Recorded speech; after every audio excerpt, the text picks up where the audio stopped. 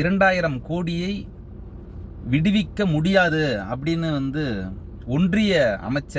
ஒன்றிய கல்வி அமைச்சர் தர்மேந்திரன் அவர்கள் திட்டவட்டமாக பதிலளித்திருக்கிறார். தமிழக மக்கள் மும்மொழி கொள்கை, அதாவது புதிய கல்விக் கொள்கையை ஏற்காத பட்சத்தில் நாங்கள் வழங்க வேண்டிய 2000 கோடியை நாங்கள் தரப்போவதில்லை. ஏன் நீங்கள் ஏற்க மறுக்கிறீர்கள்? உலகம் முற்றிலும் மாறிக்கொண்டு வரும் நிலையில் நீங்கள் மட்டும் ஏன் இந்த கொள்கையை ஏற்க மறுக்கிறீர்கள் என்று கேட்கிறார். மும்மொழி கொள்கையை நாங்கள் ஏன் கற்க வேண்டும்? முதலில் எங்களுக்கு தேவைப்படும் மொழிகளை நாங்களே கற்று தெரிந்து கொள்வோம். நீங்கள் ஏன் இந்த மொழியை தான் கற்றாக வேண்டும் என்று ஒவ்வொரு முறையும் திணித்துக் கொண்டிருக்கிறீர்கள். கடந்த காலங்களில் இந்த இந்திய எதிர்ப்பை எதிர்த்து பல உயிர் தியாகம் செய்திருக்கிறார்கள் தமிழ்நாட்டில். இருமொழி கொள்கையே நமது மூச்சு என்று மறைந்த அண்ணா அவர்களின் உறவு இருந்து கொண்டிருந்தது. தற்பொழுது நீங்கள் வெவ்வேறு வடிவங்களில் வெவ்வேறு ரூபங்களில் இந்த மொழியை கற்றாக வேண்டும், கற்றுக்கொண்டுதான் ஆக வேண்டும் என்று திணிப்பதன் முக்கிய காரணம் என்ன? ஏன் ஒன்றிய அரசு தொடர்ச்சியாக தமிழகத்தை வஞ்சித்துக் கொண்டே இருக்கிறது? தனக்கு எந்த ஒரு நிதியும் தராமல் தமிழக மக்கள், ஏன் இந்தியாவில் தமிழக மக்கள் இல்லையா? தமிழக மக்கள் கொடுக்கக்கூடிய வரியை இந்தியர்கள் எவரும் பங்கீடு போடுவதில்லையா? ஒன்றிய அரசு ஒவ்வொரு பொருளுக்கும் ஜிஎஸ்டி போன்ற கொடுமையான வரி விலக்கை விதித்து மக்களின் வரி பணத்தை சுரண்டி சாப்பிட்டு மக்களுக்கு ஏதாவது ஒரு நன்மையை செய்ததுண்டா?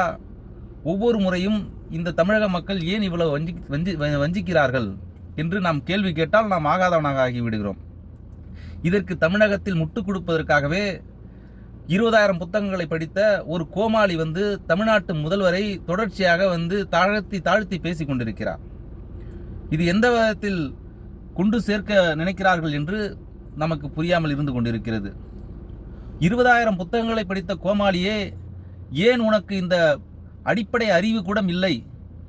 ஆங்கிலம் கற்றுக்கொண்டால் உலக நாடுகள் முழுவதும் நாம் வணிகம் செய்யலாம், வாணிபம் செய்யலாம், நம்மால் பயணம் செய்யலாம், நமக்கு தேவையானதை கிடைத்துவிடும் என்ற ஒரு உயர்ந்த எண்ணத்தோடு தான், தமிழ் நம் உயிர் மூச்சு என்ற கொள்கையோடு, நம் தமிழ் தாய்மொழியே நாம் வளர்த்தெடுக்க வேண்டும் என்ற முயற்சியோடு தான் தொடர்ச்சியாக இருமொழி கொள்கையே நமக்கு போதும் என்று நாம் தொடர்ச்சியாக இருந்து கொண்டிருக்கிறோம் காலங்காலமாக. மூன்றாவது ஒரு மொழி எனக்கு தேவைப்பட்டால் நான் கற்றுக்கொள்வேன், நீ ஏன் கற்றுக்கொண்டே ஆக வேண்டும் என்று தொடர்ச்சியாக எங்கள் மீது திணித்துக் கொண்டிருக்கிறாய்.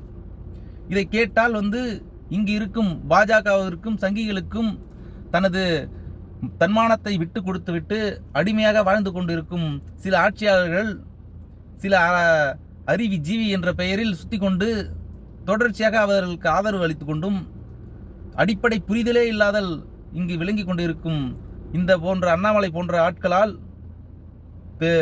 அறிவிஜீவி போன்று கேள்வி கேட்க உங்களுக்கு தெரிகிறது என்றால் நாங்கள் கேட்கிறோம், எதற்கு எங்களுக்கு தேவை இந்த இந்தி? தற்போதைய சூழ்நிலையில் இந்திய நாட்டின் பிரதமராகிய திரு மோடிஜி அவர்களே வெளிநாட்டுக்கு போய் ஆங்கிலம் தெரியாமல் தக்கக புக்கக என்று விழி பிதுங்கி நிற்கிறார். 2 டிரான்ஸ்லேட்டர்கள் வைத்தும் வெளிநாட்டுக்காரர்கள் பார்த்து சிரிக்கிறார்கள். ஆங்கிலம் முக்கியமா இல்லை ஹிந்தி முக்கியமா? ஹிந்தியை கரைத்து குடித்தவர் தானே திரு மோடிஜி அவர்கள். ஏன் ஹிந்தியில் அங்கு இருக்கிறவர்களுக்கு விளக்கம் கொடுக்க வேண்டியதானே? எது தேவை எது தேவை இல்லை என்பது தமிழ்நாட்டு மக்களுக்கு நன்கு அறியும். இது தெரியாமல் ஒவ்வொரு முறையும் எங்கள் தொடரடிச்சு தாக்குதலாக நீங்கள் ஒவ்வொரு சட்டத்தையும் வகுக்குவீர்கள். இதுதான் பயன்படுத்த வேண்டும், இதுதான் பின்பற்ற வேண்டும் என்று எங்களுக்கு உத்தரவிடுவீர்கள். நாங்கள் பின்பற்றி கொண்டு வர வேண்டுமா? எங்களுக்கென்று தன்மானம், மானம், ரோஷம் எதுவுமே இல்லையா?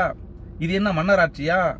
ஒன்றிய அரசு தொடர்ச்சியாக தமிழக மக்கள் மீது இது போன்ற ஒரு நடவடிக்கை சுமத்தி கொண்டே இருக்கிறது. கடந்த நாட்களில் அமெரிக்காவில் இருந்து இந்தியர்கள் எப்படி வெளியேற்றப்பட்டார்கள் என்பது உலக நாடுகளே பார்த்து இறக்கப்படும் அளவிற்கு நடத்தப்பட்டார்கள் என்பதுதான் உண்மை. கைவிலங்கு இந்தியர்களுக்கு போட்டால் என்ன, திரு மோடி அவர்களுக்கு போட்டால் என்ன? இரண்டும் ஒரே அளவு சமமாக நினைப்பது தானே. இந்திய மக்கள் என்ன அவ்வளவு தரக்குறைவானவர்களா? அவர்கள் மனிதர்கள் இல்லையா? அவர்கள் ஏன் இப்படி ஒரு கொடுங்கோல் ஆட்சியில் போல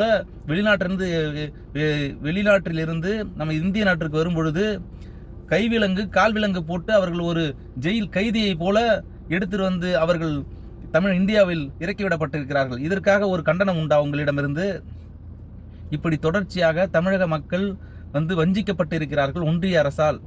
அவர்கள் தர வேண்டிய உச்சபட்ச வரமான அந்த 2000 கோடியை வந்து தமிழக மாணவர்களின் எதிர்கால மாணவர்களின் வெளிச்சத்திற்காக அவர்கள் உடனடியாக விடுவிக்க வேண்டும் என்பதுதான் இங்கு தற்போது வந்து நம்மளுடைய முக்கியமான கேள்வியாக இருந்து கொண்டிருக்கிறது. இதில் உங்கள் அரசியல் விளையாட்டு, இதில் தான் உங்கள் அரசியல் பழிவாங்கும் எண்ணம் இருக்கிறதா? என்ன பிளாக்மெயில் பண்ணுவதா? இதெல்லாம் பிளாக்மெயில் பண்ணி இதை செய்தால்தான் நான் செய்வேன் என்று தொடர்ச்சியாக நீங்கள் கூறிக்கொண்டு இருப்பது மிகவும் மிகவும் கண்டனத்துக்குரியது.